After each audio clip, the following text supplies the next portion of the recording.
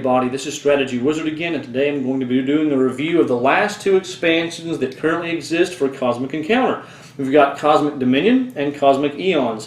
Fantasy Flight is probably going to come out with more or something, I don't know, but what I do know is these two add some really important things for me. So I'm looking forward to showing you. I mean, I've already mentioned that Cosmic Dominion, it adds the other half of the rewards deck, and that's huge. But Cosmic Eons adds something that is functionally something I think should have been included in the original base game. It's so cool. So let's go and go to the table. I'll show you what they add, and I'll let you know what I think. Okay, so here's the main stuff that you get in these two expansions. Dominion over here, Eons over here. Of course, you get flare cards. I'm not showing those. But in Dominion, of course, you get aliens. You get... This is the important part for Dominion by far, is more cards for the rewards deck, which these cards, wow, let me tell you, there's a lot of cool stuff in here. I'll get to that in a second.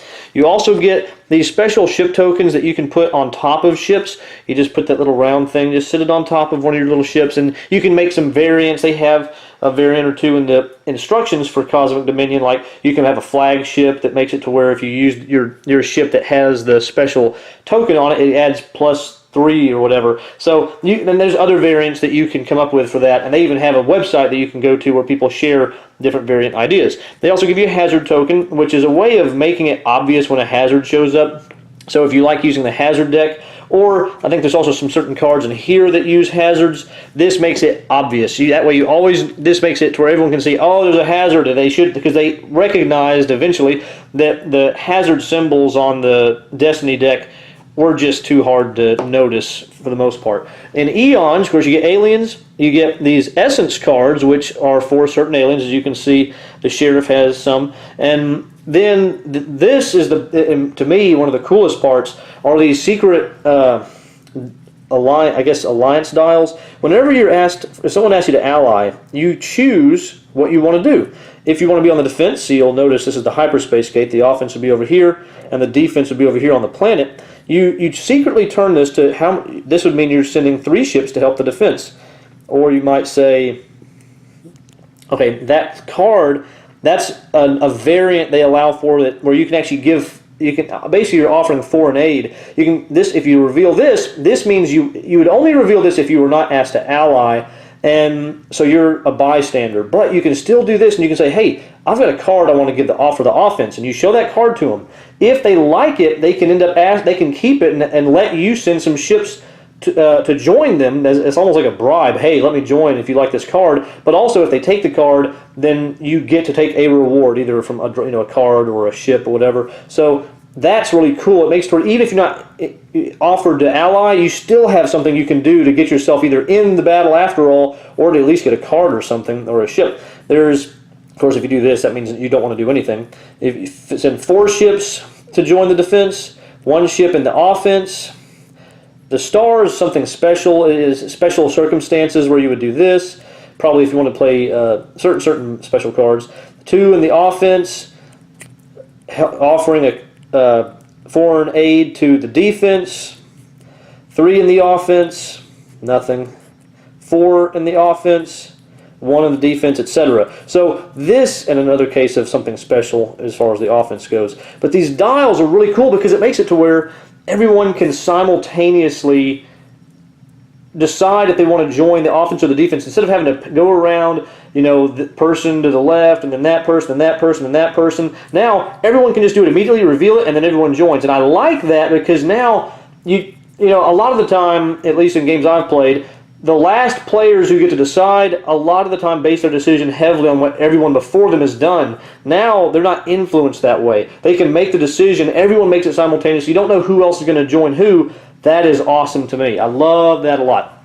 Then let's go ahead and get to these decks. Now, in this extra bit of the other half, the new half of the rewards deck adds some really cool things. New negotiate cards, right of refusal.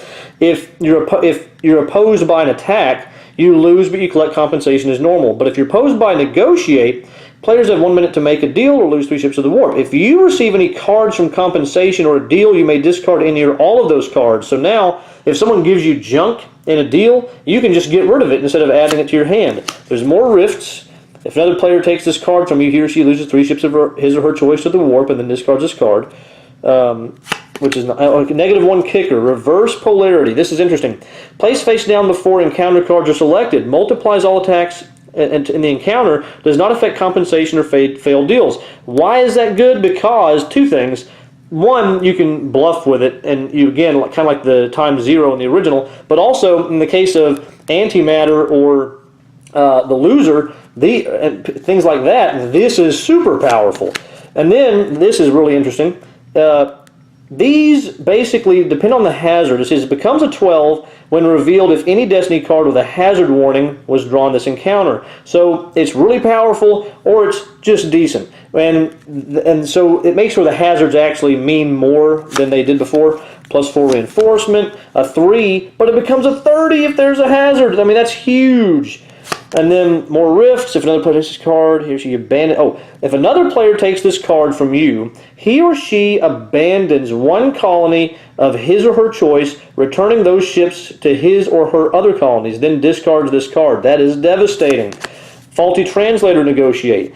Loses, opposed by attack. You lose, but you collect compensation from any one opposing ally or from the opponent if he or she has no allies. So that helps you get cards from allies instead of the opponent. And then if it's opposed by negotiate, players have 1 minute to make a deal, blah, blah, blah, using only gestures. Wow, that's crazy. If no deal is made, players each lose 1 ship fewer than usual, 2 instead of 3. So that's why it's a faulty translator. You're having a hard time, you don't know how to communicate because your translator is not making it to where they understand your language. So you have to use gestures. That's thematically interesting and cool, and it's just fun. They added a new card called Retreat. It lets you retreat. Who would have thought? You lose if you're opposed by an attack. This is actually an encounter card. If you're opposed by an attack, you lose the encounter, but all players on your side return their ships to any of their colonies instead of the warp. If you're the defense, your ships remain on the planet.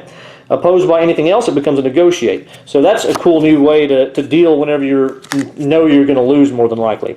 Ship zap, you send ships to the warp. Play at any time. Send to the warp any 1 ship from anywhere in play or 1 that has been removed from the game. So that means, oh wow. If you remove the offense's last ship from the hyperspace gate, the offense continues with 0 ships. That's huge! And you can make someone lose a foreign colony if they only had 1 out there. Solar wind, I mean, there's just so much stuff. There's a new morph. ×4 kicker, uber powerful. Omni zap rezaps anything, so you can just anything you want. Boom, blow it away. It's just, I think they might give some examples. Play anytime to copy the effect of any other zap artifact you name, or to cancel and discard any 1 card that was just played or revealed. If the encounter or an alien power is now unplayable, example, by zapping a Destiny card, encounter card, claw, or schizoid card, then an appropriate replacement is drawn or played, drawing a new hand if necessary. Ridiculous. They have a new Intimidate cards. You play face down, it becomes your encounter card if you're a main player, or may be used by your main player if you become an ally.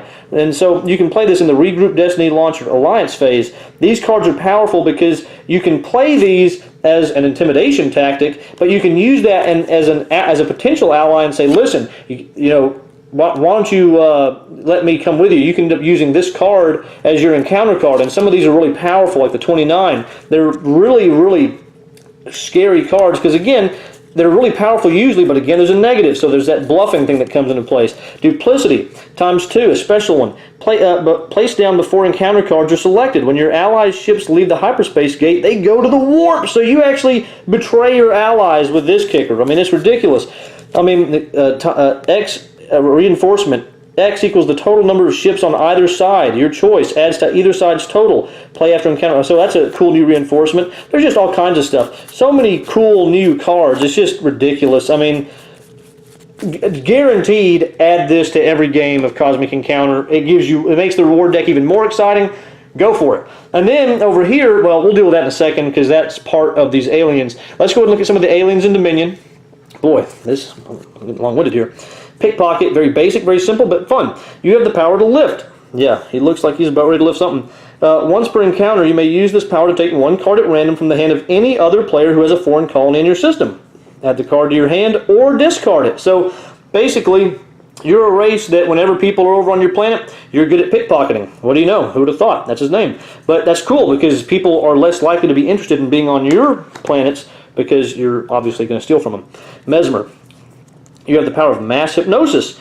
You may use this power to play any artifact card from your hand as though it were an artifact card you name. If you were zapped, you return the card to your hand, but may then play it normally for its original printed effect if appropriate. Wow. Any artifact, I mean, come on, that's just great. The lizard, basically, the more you win, you get to change your ships into a different color, and they become more powerful and whatnot, and you have an alternate win condition. That's cool. The aristocrat gets to start off after flares are added to the deck, but before hands are dealt. You have 1 minute to look through the deck. Take any 8 cards, other than the aristocrat flare, to form your initial hand, and then reshuffle the deck, and other stuff. But wow, you get to look and choose your starting hand. That's great. Angler lets you play Go Fish. Awesome. With other people. Reactor, this is a dud in my opinion. I just don't like the Reactor. He's just too weird, and I don't even want to go through all his text, but this is like maybe the only alien I do not like in this expansion, but he's just complicated, and he's really only good to me because of his flare. He has an alternate win condition with his flare, but man, it's weird. It's not for me. The Alchemists let you transmute cards, so once per encounter you may use this power to send one of your ships to the warp, and then discard 1 card from your hand and take a card of the same type from any discard pile. That's awesome. The Ace, oh wait, I think there was a qualification that I should probably just bring up here. That you may transmute an attack card only if the 2 cards' values are within 4 of each other. So you can't get rid of an attack 1 and get an attack 40 out of the discard pile, but still, you can transform one type of card into another one from the discard pile, and that's great. The Ace, he gets to win. It says, at the start of your turn, if you have any foreign colonies, use this power to win the game. So he can win a lot quicker, but he remove one of your planets from the game, sending your ships on it to the warp. And other players may have an encounter at one of your foreign colonies whenever the Destiny card drawn allows them to target either your home system or the system that hosts the foreign colony.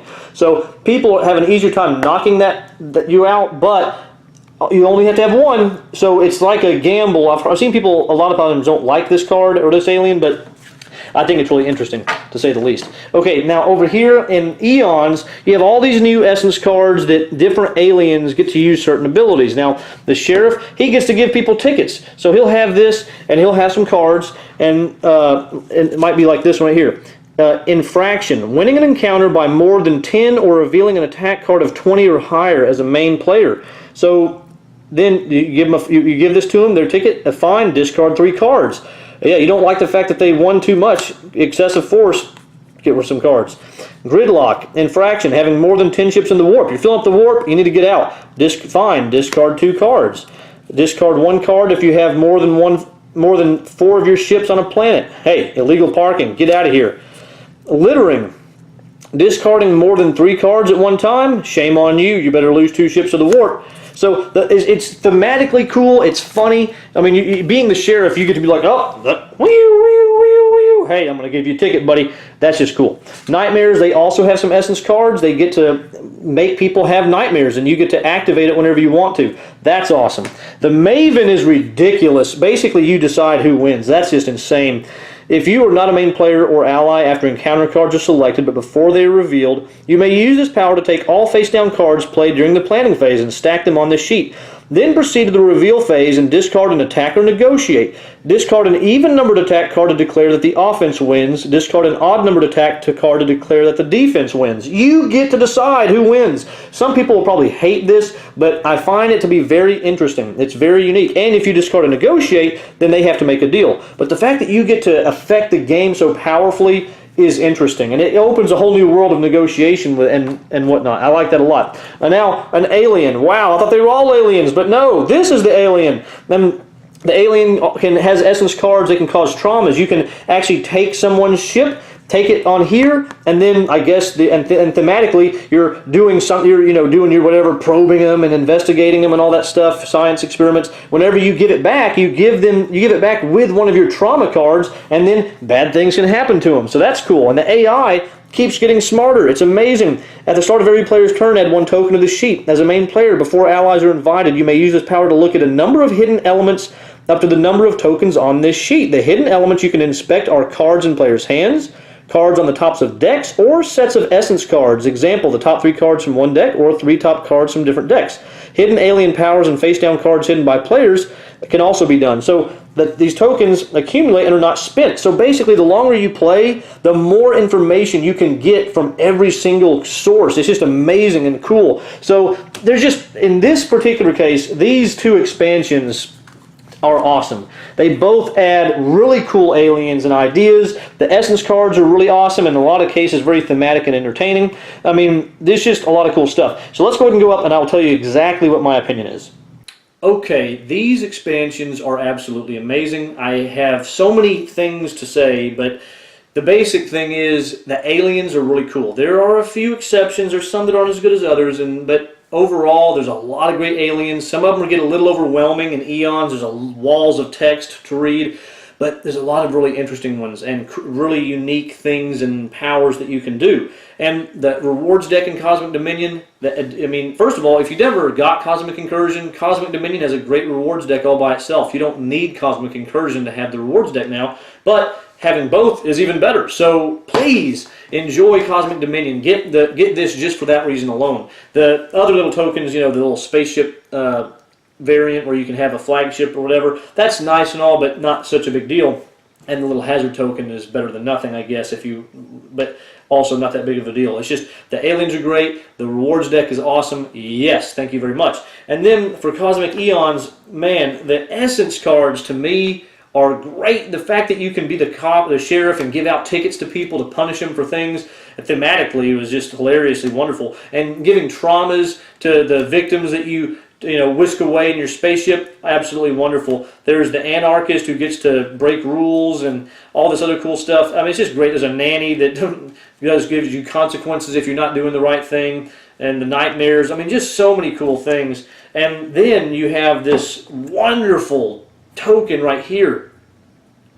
To me, this should have been in the original game, because being able to simultaneously decide who you're going to help, an attack or defense and all this other stuff, and now that they added the possibility of, basically bribing someone to let you participate in their encounter, absolutely wonderful.